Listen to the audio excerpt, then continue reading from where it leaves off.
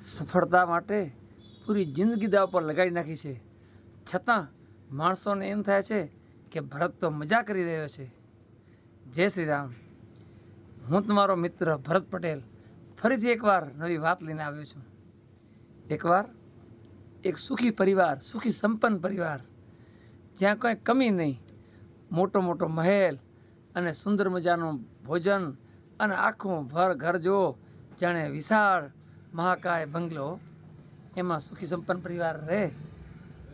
એમાં એક દિવસ શેઠને ઘમંડ થયો. શેઠે એને ઘરવાળીને કીધું કે આ જે પણ આપણને મળે છે ને માન સન્માન, એ મારા રૂપિયાથી મળે છે. એ કે તને કે મારા આપણા રૂપિયા છે ને એટલે તને બોલાવે છે અને એટલે તારું માન છે. એ કે તે ઘરવાળી હતી ને, ઘરવાળી ખરેખર લક્ષ્મીનું સ્વરૂપ કહેવાય.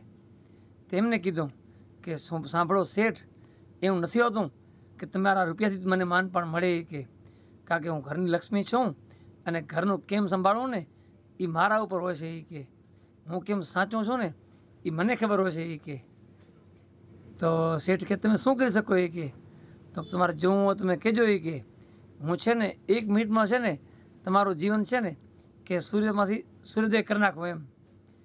તો શેઠ તો ઘમંડમાં હતા.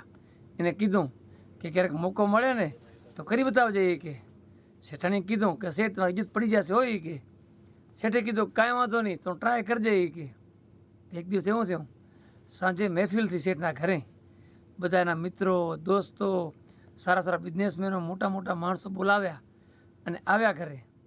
બધા એકબીજા વાતો કરતા રહ્યા. રાતનો સમય હતો. ત્યાં શેઠનો નાનો છોકરો આવીને જોરથી રડવા માંડ્યો. તે શેઠ ગુસ્સામાં થઈ ગયા. એ કેમ છોકરો રડે છે? એ કે ત્યારે શેઠાણીએ કીધું કે આ ખીચડી માંગે છે. એ કે શેઠે કીધું ચૂપ કરો ને. એ કે તો શેઠાણીએ કીધું આ ખીચડી માંગે છે. એ કે શેઠ ખીચડી આપો ને. એ કે તો કે બધું એને આપશું તો બીજા માટે વધશે શું? એ કે એમ મારે તો બીજાને જોવું પડે ને. કે તેમ એમ કીધું ને.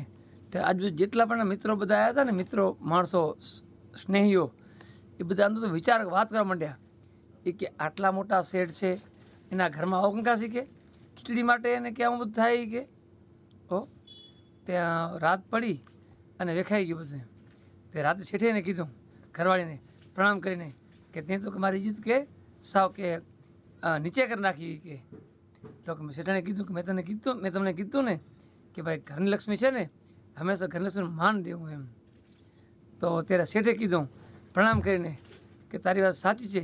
હવે જો તારામાં તાકાત હોય ને તો વરે આને આ ઇજ્જત રહીને જે ગઈ છે ને એ પાછી લાવી દેજે. એ કે શેઠાણીએ કીધું કે એ તો મારા માટે 1 મિનિટનું કામ છે. એ કે તમે વરે કે કાલે બધા જે આવ્યા હતા ને એને બોલાવો. એ કે વરે પાટલા શેઠે બધાને બોલાયા. જે પણ મહેફિલમાં આવ્યા હતા ને એમને જ કીધું કે વરે સાંજે આપણે પ્રોગ્રામ રાખ્યો છે એમ, આવજો. તો બધા આવ્યા. વરે મહેફિલ જામ્યો. એકબીજા વાત કરવા માંડ્યા અને એકબીજા વાતો કરતાં કરતાં એ છે ને તે વરે શેઠનો છોરો આવ્યો નનકો, મંડ્યો રોવા. ત્યાં શેઠે એને પ્રેમથી કીધું કે કેમ રોશો બેટા? એ કે ત્યારે શેઠાણીએ કીધું કે વરે એને જીદી કે આજે વરે ખીચડી ખાવાનું કહે છે. એ કે ત્યારે શેઠે એને કીધું કે ખીચડી ખવડાવો. એ કે અને અમને ખવડાવો અને બધાને ખવડાવો. એ કે એમ શેઠાણી કે અત્યારે ખીચડી હાજર હોય. કે તે ખાલી એક ચપટી વગાડીને 10-12 નોકરો અને ખીચડી એટલે કેવી કેસર ને બદામ ને કિસમિસ ને ભરપૂર માવા મલાઈથી અને ઘીની સુગંધ આવે હો. અને હાંડીમાં તૈયાર ખીચડીઓ મંડી આવવા અને શેઠે એના હાથેથી એના દીકરાને ખવડાવ્યો. ત્યારે બધાને પછી ખવડાવ્યું. બધાને ખીચડી ખવડાવી અને ખીચડી ખાઈ અને બધા મંત્રમુગ્ધ થઈ ગયા. બધા વરે અંદર વિચારો કરવા, વાતો કરવા માંડ્યા કે શેઠના ઘરની ખાલી ખીચડી જો આવી હશે તેનું ખાનપાન કેટલું ઊંચું હશે. એ કે એમ તે વરે ઇજ્જત જે ગઈ હતી ને એ પાછી આવી ગઈ. અને બધી રાત થઈને શેઠ આવ્યા શેઠાણી કને અને કીધું કે ખરેખર તમે છે ને ઘરની સાચી લક્ષ્મી છો. એ કે તમારા હાથમાં બધું છે. એ કે આપણે ઘણીવાર આપણા ધર્મપત્ની હોય, આપણો કોઈ બેન હોય, આપણી મા હોય, એના ઉપર ગુસ્સો કરતા આવીએ છીએ. આપણે દુકાન જઈએ કે ઓફિસ જઈએ, ક્યાંક જઈને ક્યાંકથી ઝઘડો થઈ ગયો નાનો મોટો, આપણું મન તણાવમાં રહેતું હોય ને તો આપણે ઘરનાથી વળતા આવીએ છીએ આપણે. પણ હંમેશા એક ધ્યાન રાખો કે ઘરની લક્ષ્મી છે ને એ સાચી લક્ષ્મી છે.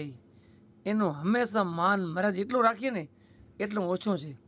કારણ કે એના હાથમાં છે કે આપણને રાજા બનાવો કે રંક બનાવો. માટે હંમેશા તૈયારી એવી રાખવી કે હંમેશા આપણે રાજા થઈને રહેવું અને એ પણ રાણી થઈને રહે.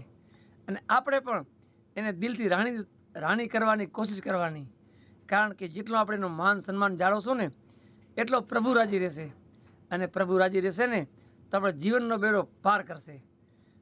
બસ આ વાત નાનકડી તમને ગમી હોય તો આગળ જરૂર શેર કરજો, લાઈક કરજો. જય શ્રી રામ, હર હર મહાદેવ.